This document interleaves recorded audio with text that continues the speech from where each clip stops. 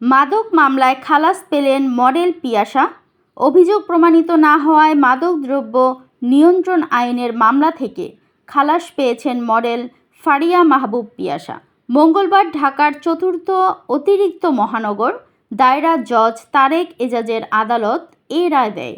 সংশ্লিষ্ট আদালতের বেঞ্চ সহকারী সাইদুর রহমান সাংবাদিকদের বলেন, আসামি পিয়াসা আদালতে হাজির হননি। তার অনুপস্থিতিতে আদালত এ রায় ঘোষণা করে।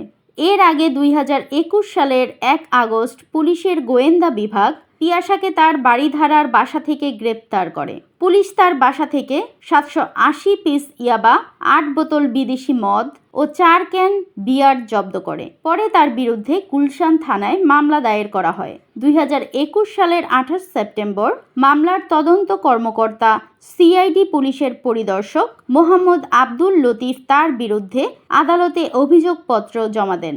সবশেষ 2023 সালের 11 জানুয়ারি পিয়াসার বিরুদ্ধে অভিযোগ গঠন করে বিচার শুরু হয়। মামলার বিচার চলাকালে আদালত 14 জনের সাক্ষ্য গ্রহণ করে। দৈনিক আজকের বাংলা .net